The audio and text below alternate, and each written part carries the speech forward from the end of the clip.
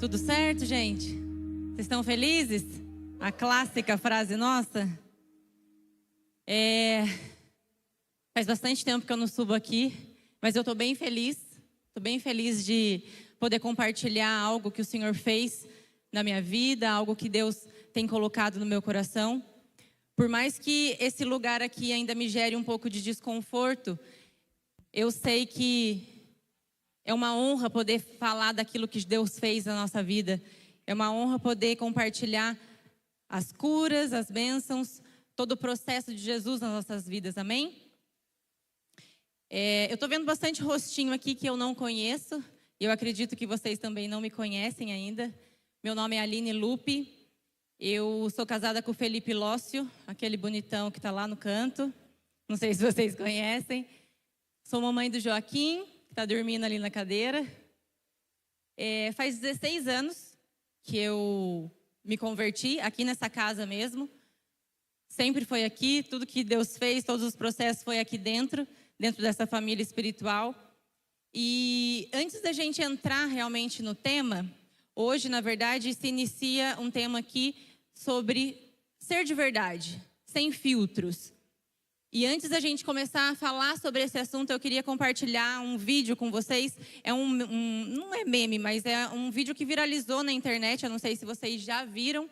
Aí eu queria pedir para a mídia, se já está pronto, puder colocar, por favor.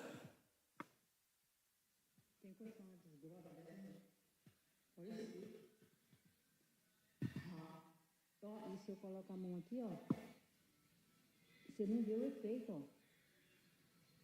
Olha, é só um negocinho aqui, ó, só a pontinha aqui no coisa, os cílios, o blanche, a boca aqui, ó, é só um negocinho.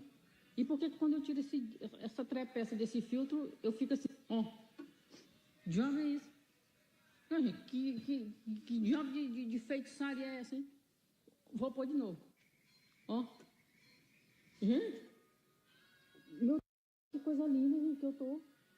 Ui, rapaz, acabei de acordar, ó. Quem diz uma coisa dessa? Não, gente.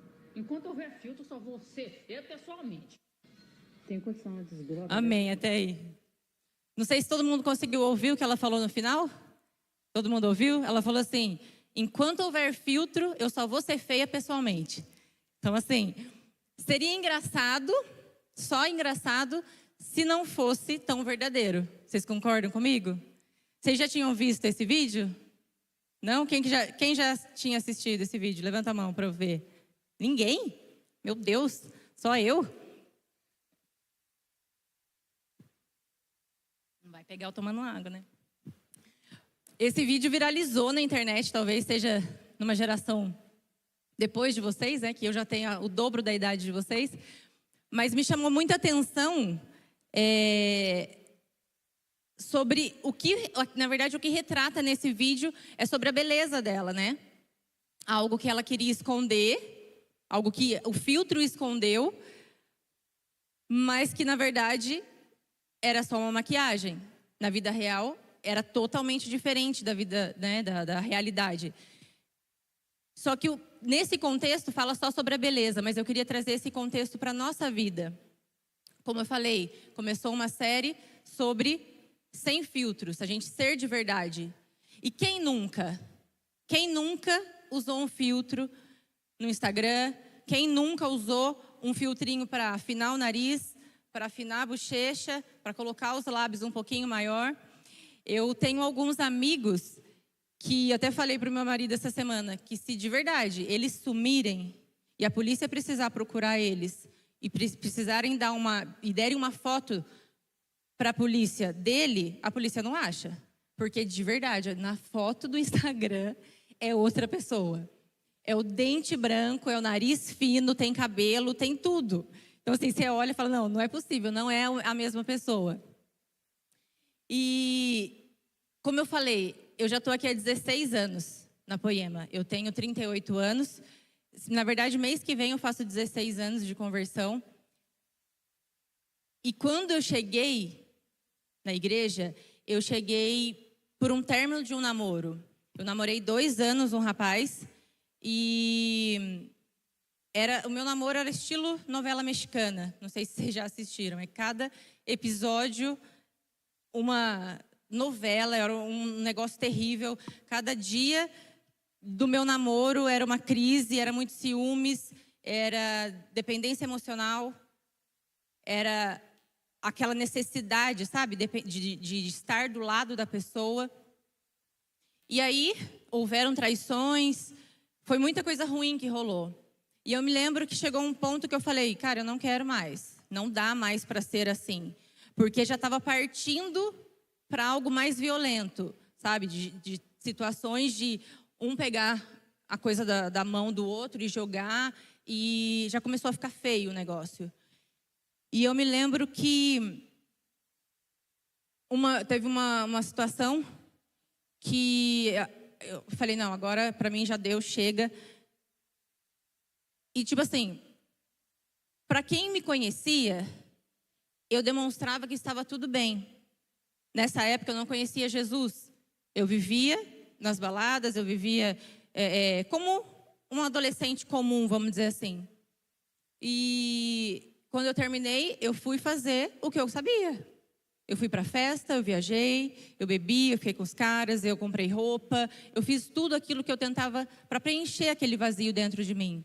Só que nada daquilo preenchia. Nada daquilo que eu fazia completava aquela ferida, sarava aquela ferida que estava dentro de mim.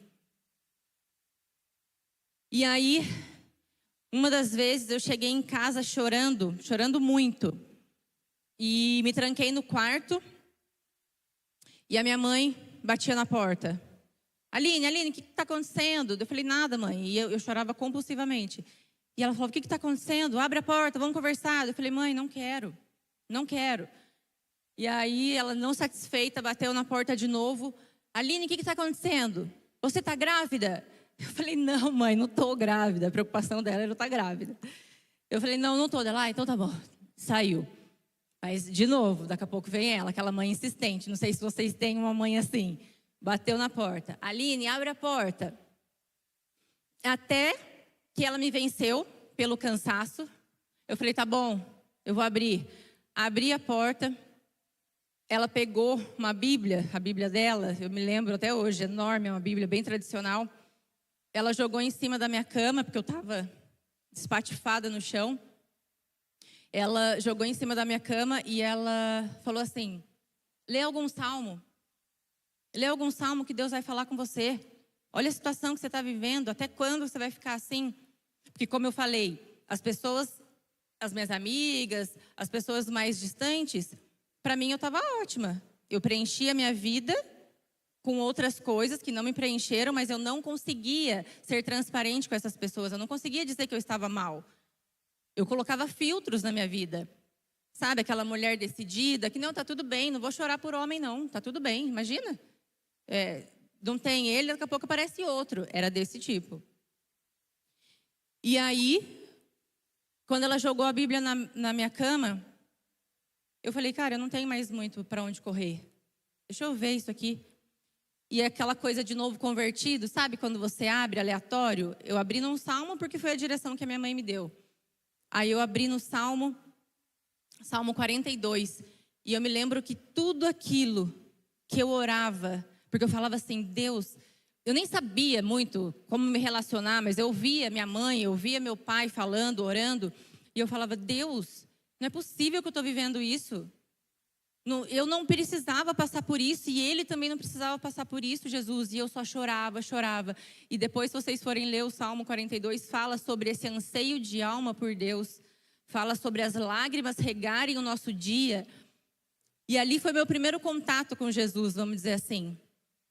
Porém, não foi o suficiente. Eu ainda buscava em outras coisas satisfazer as minhas necessidades e tentar curar aquela ferida que eu estava.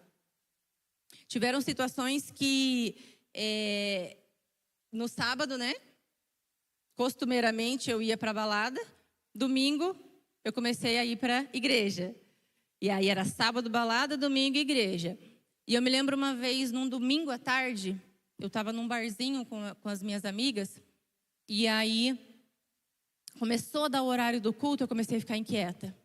Comecei a ficar meio angustiada, meio olhando assim, só que, de novo, os meus filtros não me deixavam ser sincera ao ponto de falar, cara, eu preciso ir para a igreja, eu preciso de Jesus, eu encontrei algo lá que eu não sei explicar ainda o que é, mas eu preciso ir. E aí, sem falar nada, eu lembro que as minhas amigas olharam para mim, elas falaram assim, Aline, você quer ir para a igreja? Aí eu fiquei, na hora, morrendo de vergonha. Eu falei, não. Elas, nossa, mas olha o jeito que você está inquieta aí, vai para a igreja. Aí eu olhei para elas, eu falei, cara, Deus usa a mula mesmo, né? Falei, então vamos lá. Falei, vou para a igreja. Fui para a igreja. Mas ainda, não sei se alguém se identifica com essa ser turrona ou ser difícil de empacar, sabe? Quando parece que você tem que dar um empurrãozinho. Então, essa era eu. E aí, continuei daquela vida. Até a última vez que eu fui numa festa em Ubatuba. Não sei se nem é da época de vocês, o Areia, né? Nem é. E eu lembro que eu entrei na balada. Eu não queria ir, mas como minhas amigas estavam comigo, eu falei, tá, então vamos. Aí eu entrei, era um corredor assim. Na hora que eu entrei, eu senti tão forte no meu coração, Deus falando assim, por que você está aqui? Aqui não é o seu lugar. Eu lembro que roubou a minha brisa na hora, a minha consumação eu dei, eu falei, Jesus, não quero mais. E aí na semana seguinte, na quinta-feira, eu estava no culto. Eu não conversava com o Leandro, eu não conhecia ninguém, porque eu era do tipo de frequentadora que entrava quando o culto já tinha começado e saía antes dele terminar. Eu entrava no meu cantinho, ficava ali, eu chorava com Jesus, eu era tocada pela palavra, mas eu não queria relacionamento. Eu só queria, na verdade, que Jesus curasse aquilo que eu estava sentindo. Porque eu já tinha tentado outras coisas e nada tinha resolvido. E aí só sei que eu fui para a igreja, o Leandro colocou a mão em mim e ele começou a orar e a entregar todas as minhas orações.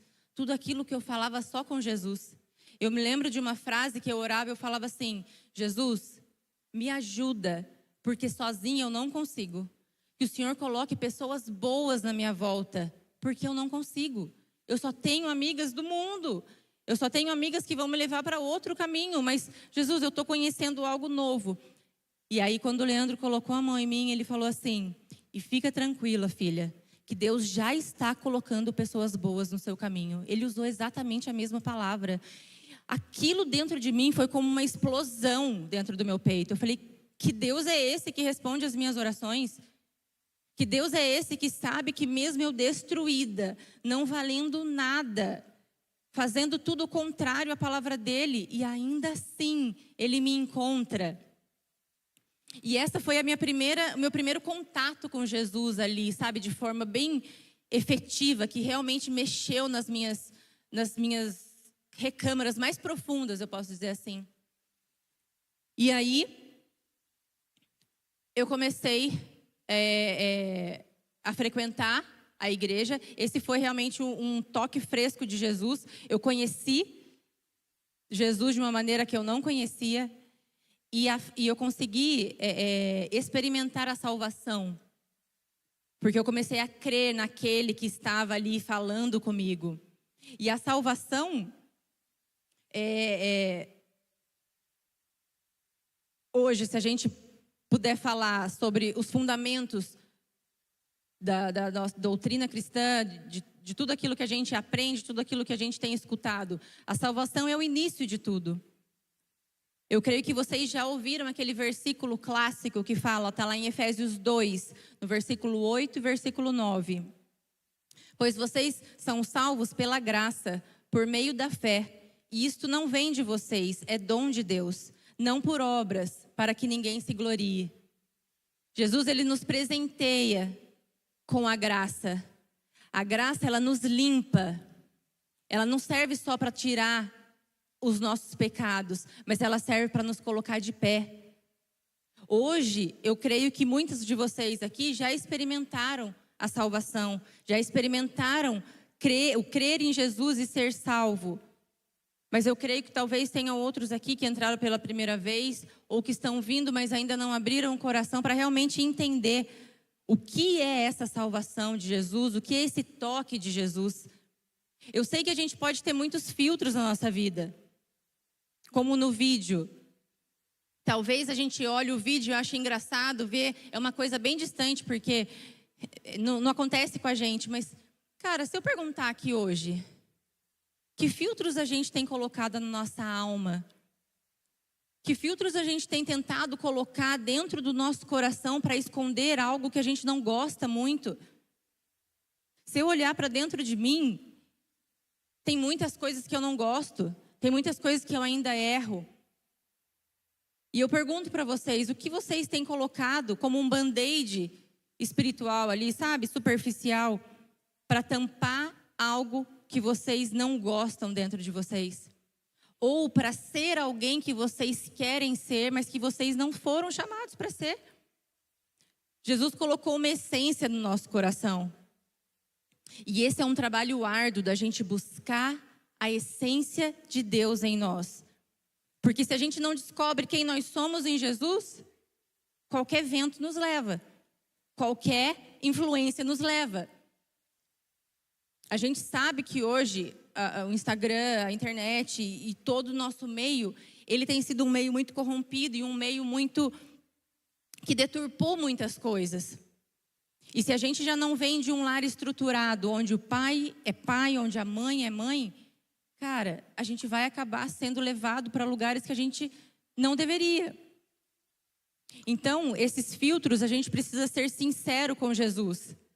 Sabe, eu acho que uma das coisas que eu sempre falo, que eu me ministro, eu falo, Deus, me ajuda a entender que o Senhor não espera de mim perfeição, mas que o Senhor espera somente um coração entregue na tua presença. Porque perfeição, eu nunca vou ser perfeita. Se eu tiver que caminhar e esperar ser perfeita, não fazer mais alguma coisa para me entregar, Jesus, o Senhor vai voltar e eu vou estar aqui. Filipenses 1:6 fala que aquele que começou a boa obra, ele é fiel e justo para cumprir até a volta de Cristo Jesus. Isso fala de um processo. A salvação é por meio da fé, ela é de graça, ela é dom de Deus.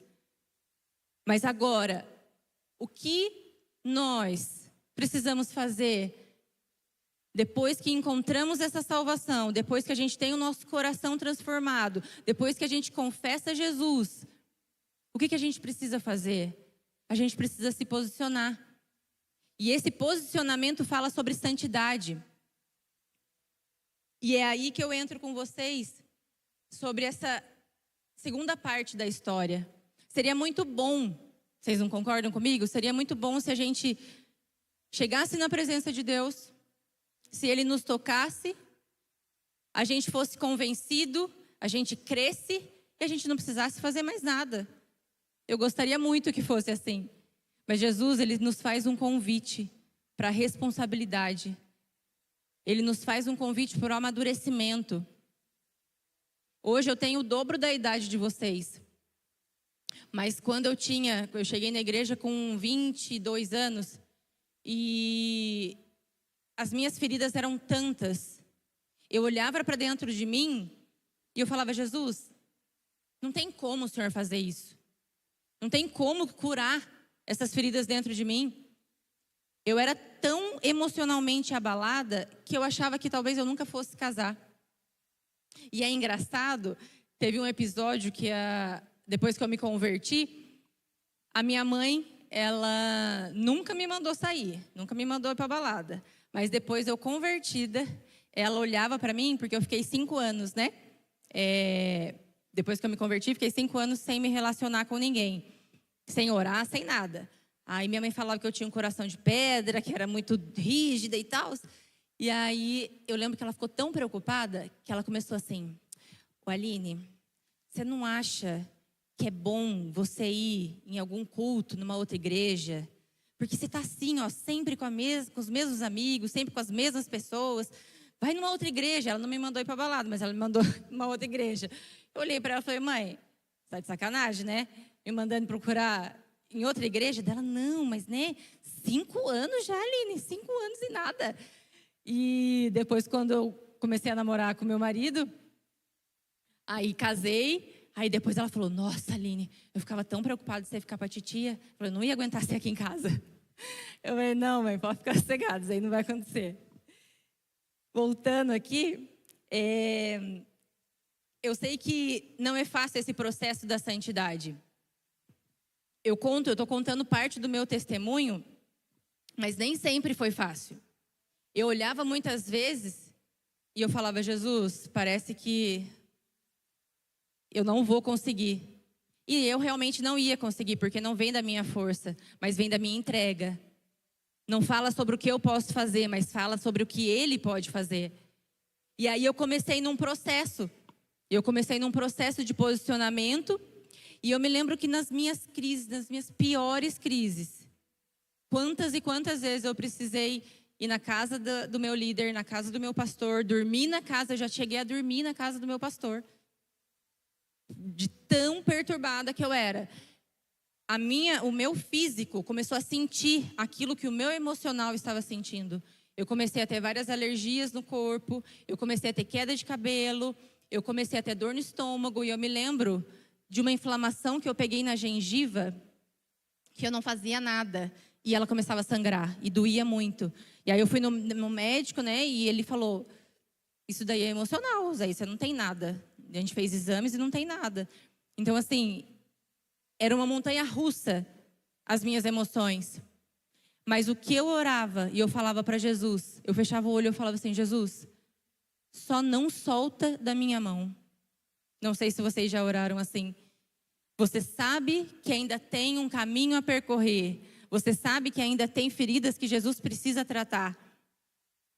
Mas você não consegue muitas vezes sozinho. E aí eu orava, eu falava assim, Jesus, segura nas minhas mãos, só não me deixa sozinha. Eu sei que ainda tem coisas para o Senhor fazer, eu sei que ainda tem coisas para o Senhor curar. E Ele veio, e Ele vinha. E Ele me dava mais um ânimo, Ele me dava mais uma força. Eu falo que eu sou fruto de um GC, né? O GC para mim sempre foi a base da minha vida com Jesus ali, porque em muitos momentos eu corria para as minhas amigas do GC.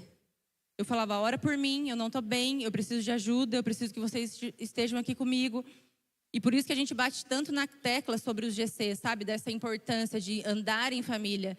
Porque, na verdade, uma das estratégias de Satanás não é tirar a gente de dentro da igreja, mas é nos fazer ficar sozinhos aqui dentro, nos isolar aqui dentro. Então, essa é a importância de andar no corpo, estar vida na vida, sabe? E Deus é muito louco, porque na época dessas minhas crises, eu falava assim para Jesus, Jesus, eu não estou pedindo nada de errado para o Senhor. Tá, beleza, o Senhor já me salvou, o Senhor fez o sacrifício lá na cruz por mim. Isso é muito, e isso já deveria bastar, mas aí não está me bastando, Jesus. Eu preciso de um relacionamento, eu preciso de um relacionamento. A minha ferida era isso. E aí Deus falou assim, como que eu vou dar algo para você, se na sua imaturidade você pode perder? E aí ele falou muito forte comigo sobre o filho pródigo, que recebeu a sua herança e foi gastar. E ele falou, eu não quero que você seja esse filho. Eu quero te dar a sua herança, mas para você usufruir ela na minha presença. É dentro, no meu coração, é ali, em intimidade, em comunhão comigo, que eu quero que você usufrua da sua herança.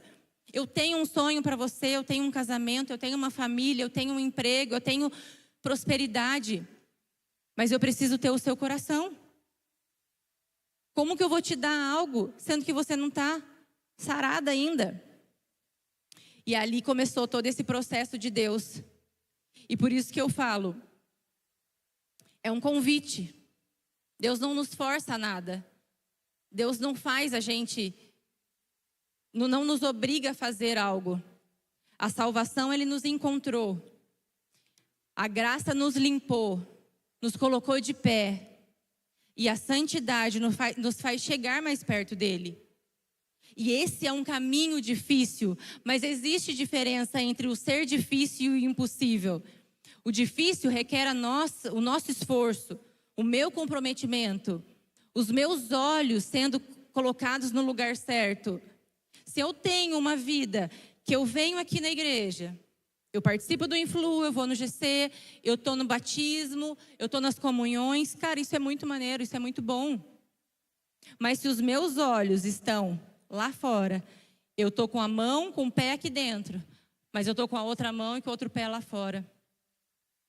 A gente vai viver, a gente vai, na verdade, passar o nosso tempo, gastar o nosso tempo de forma indevida e a gente não vai alcançar a plenitude de Jesus. A gente não vai alcançar os sonhos que Ele tem para nós. Eu acho que vale, sabe, esse ser radical, que muitas vezes foi banalizado, de tipo, nossa, mas não é tão assim, né? Você não precisa ficar na igreja todo esse tempo. E realmente, o vir na igreja é só consequência daquilo que você faz sozinho com Jesus. Você vem porque você já está cheio dele, você não vem para se encher.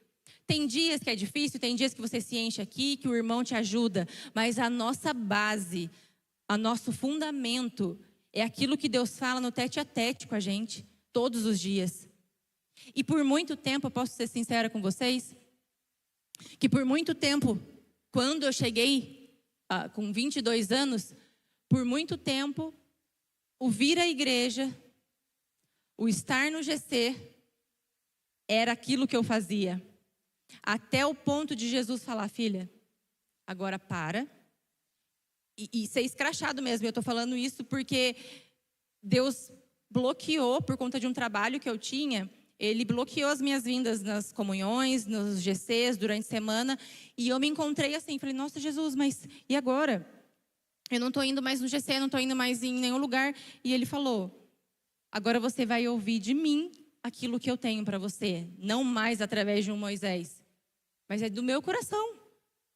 E eu precisei te parar para você conseguir entender e recalcular a sua rota e olhar para mim. Talvez hoje você está aqui, mas você nem orou. A primeira oração que você fez foi aqui. E eu não estou aqui acusando ninguém em nome de Jesus. Eu só estou querendo despertar vocês para que vocês possam entender que a gente tem um Deus que Ele é tão furioso com relação ao amor dele por nós, que Ele anseia, Ele nos espera em intimidade. Tudo que Ele faz na nossa vida não é para que a gente possa simplesmente receber uma benção. Eu quero só uma bencinha, como eu queria lá atrás. Eu vim porque eu queria um relacionamento. E Jesus, eu batia na tecla, Jesus, eu quero um relacionamento, quero um relacionamento.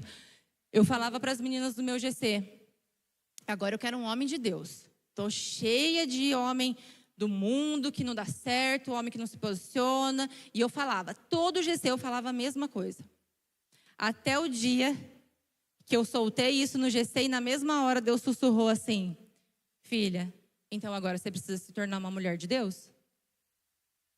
Eu não vou te dar algo que você não vai conseguir administrar, que vai te roubar da minha presença. Você vai receber e vai sair fora. Como a gente já ouviu muitos testemunhos desse tipo.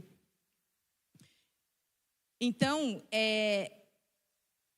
esse processo, essa segunda parte da história sobre a santidade, ela requer algo do nosso coração. Ela requer o nosso tempo, ela requer a nossa vida, ela requer o nosso dinheiro, nossos pensamentos, ela requer tudo, porque é tudo para Ele. Como eu falei, Deus ele não espera a nossa perfeição, mas Ele quer o nosso coração. E é nesse contexto que não tem espaço para libertinagem. Quando a gente é tocado por Jesus, quando a gente recebe a salvação, a gente crê em Jesus, Ele nos convida e nos coloca num caminho de santidade até Ele. E esse contexto não tem mais margem para a gente viver em dualidade. Eu estou aqui ou eu estou lá. Porque isso vai ser só mais uma máscara que a gente vai estar se auto-enganando. Quando, nesses meus processos de conversão, eu me lembro que eu falava para Jesus, por conta de tanta ferida de relacionamentos, eu falava assim, Jesus, eu quero que o cara que coloque uma aliança de namoro no meu dedo, seja o cara que vai colocar uma aliança de noivado e uma aliança de casamento. Eu não quero me relacionar com outras pessoas. Eu não quero ter que experimentar outras pessoas. Eu sei que o Senhor pode fazer isso para mim. E eu tinha tanto receio, mas tanto receio, que nessa eu fiquei 5 anos sem me relacionar com ninguém. E quando eu vi o Felipe, meu marido, pela primeira vez, já, né, deu um negocinho aqui. Já senti aquele calor que sobe do estômago, sabe, que vai pro coração. Aí eu falei, Senhor, e agora? O que eu faço? Eu vou orar? Não vou orar? E eu não comentava nada com ninguém. Nem as minhas melhores amigas sabiam do que eu sentia pelo Felipe. E no começo eu olhava para ele, eu falava, nossa, mas ele chegou, na verdade, já tinha umas ali, né? Daí eu olhei e falei, tá, vamos ver, né, se vai firmar. É bonito, mas vamos ver se vai firmar. E aí foi passando o tempo, eu vi que ele foi dando fruto, foi pro louvor. Não que isso, né, mas assim, são os frutos. Fui vendo fruto na vida dele, ele discipulava, ele tinha GC, ele cuidava dos meninos. Eu via, a mãe dele começou a frequentar a igreja, eu vi o cuidado dele com a mãe dele. Eu falei, nossa, Jesus, eu acho que é legal. E o pessoal me zoava da famosa lista. Não sei se algumas meninas já ouviram eu falar sobre essa lista. Eu era tão xarope que... Xarope não, né? Eu era exigente. Que eu fiz uma lista. E uma das primeiras coisas que eu olhava, é claro, ser um homem de Deus era inegociável. Não tinha como, né, afrouxar ali. Mas a primeira coisa da minha lista era mais alto que eu. Jesus, tem que ser mais alto que eu.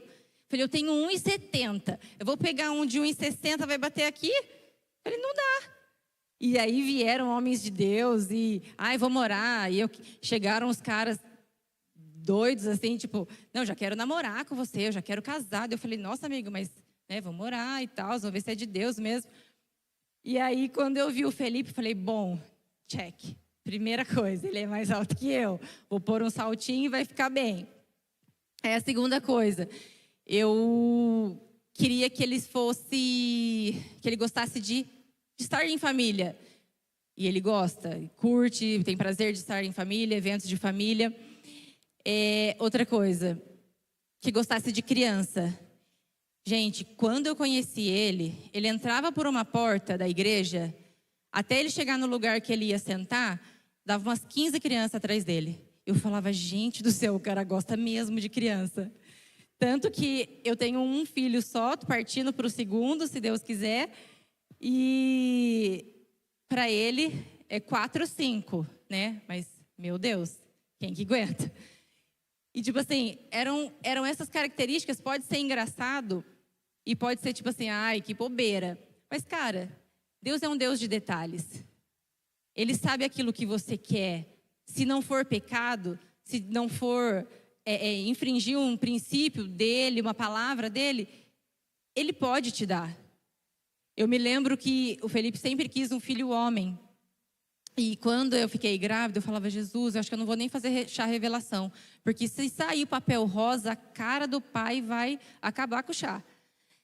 Mas acabei fazendo, e eu me lembro quando saiu o papel era azul. E na hora eu senti no meu coração, Deus falando, filha, eu sou um Deus de detalhes. Eu mimo vocês.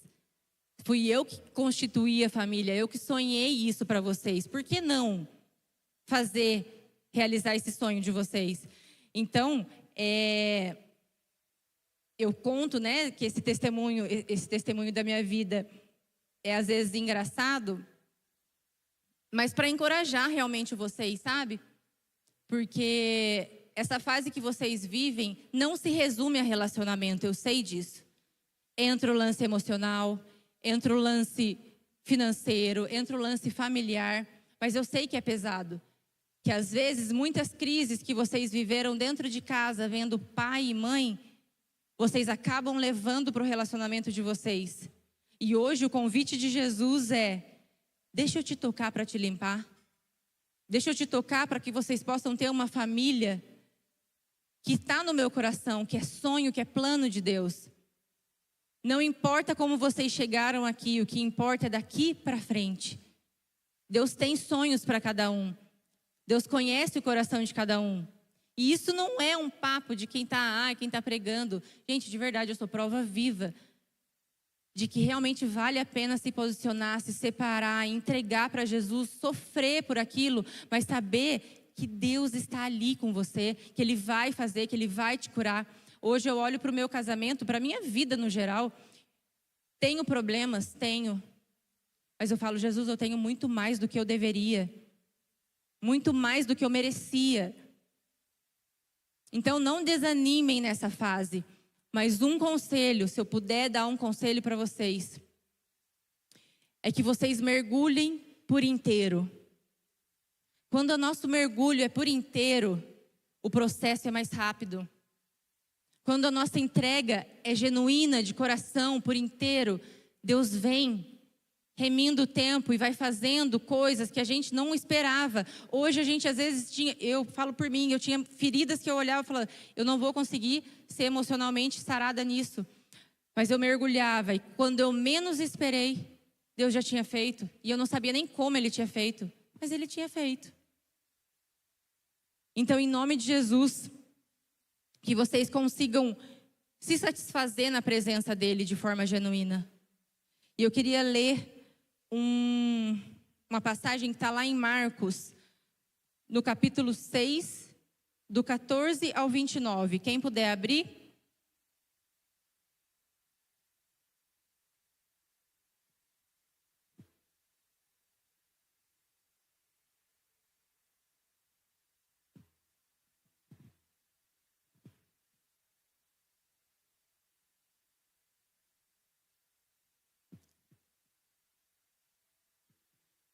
Capítulo 6, do 14 ao 29. Fala sobre a morte de João Batista. Logo o rei Herodes ouviu falar de Jesus, pois todos comentavam a seu respeito. Alguns diziam, João Batista ressuscitou dos mortos, por isso tem poder para fazer esses milagres. Outros diziam, é Elias. Ainda outros diziam, é um profeta, como os profetas de antigamente. Quando Herodes ouviu falar de Jesus, disse, João, o homem a quem decapitei, voltou dos mortos. O rei havia mandado prender e encarcerar João para agradar Herodias. Ela era esposa de seu irmão Filipe, mas Herodes tinha se casado com ela. João dizia a Herodes, é contra a lei que o Senhor viva com a esposa do seu irmão. Por isso, Herodias guardava rancor de João e queria matá-lo, mas não podia fazê-lo, pois Herodes o respeitava e o protegia, sabendo que ele era um homem justo e santo. Herodes ficava muito perturbado sempre que falava com João, mas mesmo assim gostava de ouvi-lo. Finalmente, no aniversário de Herodes, Herodias teve a oportunidade que procurava. Ele deu uma festa para os membros do alto escalão do governo, para seus oficiais militares e para os cidadãos mais importantes da Galileia. Sua filha, também chamada Herodias, entrou e apresentou uma dança, que agradou muito Herodes e seus convidados. Peça-me qualquer coisa que deseja, e eu lhe darei, disse o rei à moça. E prometeu sob juramento, eu lhe darei o que pedir, até metade do meu reino. Ela saiu e perguntou à mãe, o que devo pedir? A mãe lhe disse, peça a cabeça de João Batista. A moça voltou e depressa ao rei e disse, quero a cabeça de João Batista, agora mesmo num prato. O rei muito se entristeceu com isso, mas por causa do juramento que havia feito na frente dos convidados, não pôde negar o pedido. Assim, enviou no mesmo instante um carrasco com ordens de cortar a cabeça de João e trazê-la. Ele decapitou João na prisão, trouxe a cabeça num prato e entregou à moça, que levou à sua mãe. Quando os discípulos de João souberam o que havia acontecido, foram buscar o corpo e o colocaram numa sepultura. Essa passagem, ela é bem forte para mim, porque fala muito sobre o que a gente está falando hoje, sobre santidade. O rei Herodes foi um rei ímpio que governou Israel e que se casou com a esposa do seu irmão. Só que o detalhe é que o irmão não havia morrido, porque às vezes era costume casar com a esposa, né, com a viúva. Porém, nesse caso, Filipe, que era irmão de Herodes, não havia morrido. E essa postura de casar-se com a irmã do marido, com a esposa do marido, não. Essa postura de casar-se com a esposa do irmão era infringir a lei de Moisés. Era proibido. Lá em Levítico, se vocês forem ler, é proibido isso. E por isso que João Batista vinha tão duro e falava, isso é errado. E profetizava e anunciava para todo mundo aquele erro do rei. E eles ficaram muito bravos. Só que aqui fala que Herodes, ele ficava muito perturbado sempre que falava com João, mas mesmo assim gostava de ouvi-lo.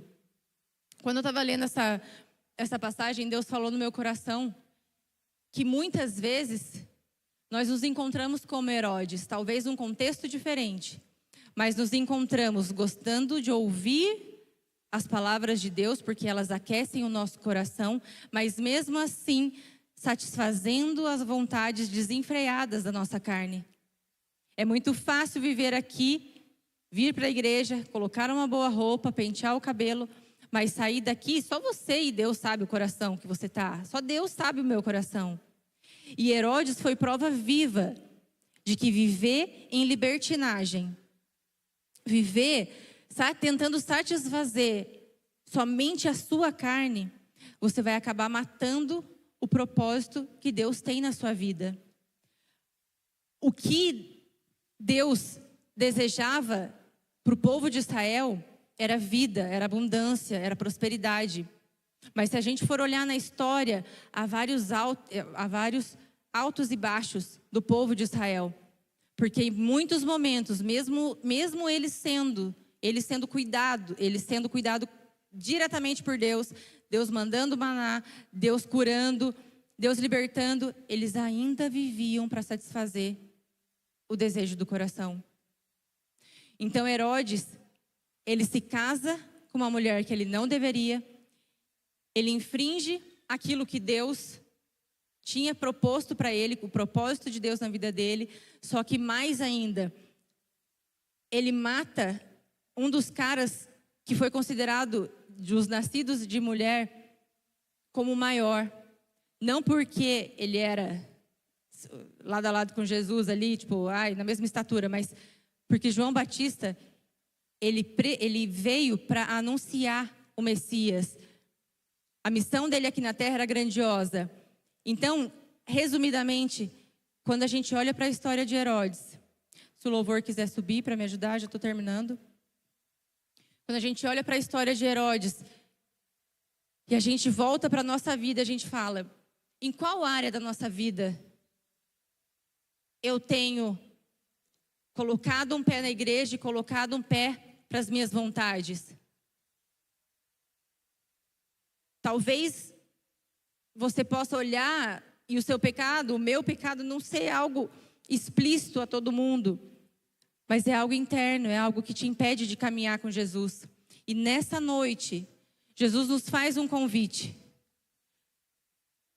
Ele quer caminhar lado a lado com a gente. No início, lá em Gênesis, quando Adão e Eva, eles andavam nus na presença, lá no jardim. E eles não tinham máscaras com Deus. E esse é o nosso convite. Jesus está na porta do nosso coração, batendo e falando, deixa eu entrar, deixa eu te conhecer na sua essência. Aquilo que eu coloquei dentro do seu coração, talvez pessoas machucaram, talvez pessoas deturparam, talvez você se deixou ferir, mas deixa eu curar.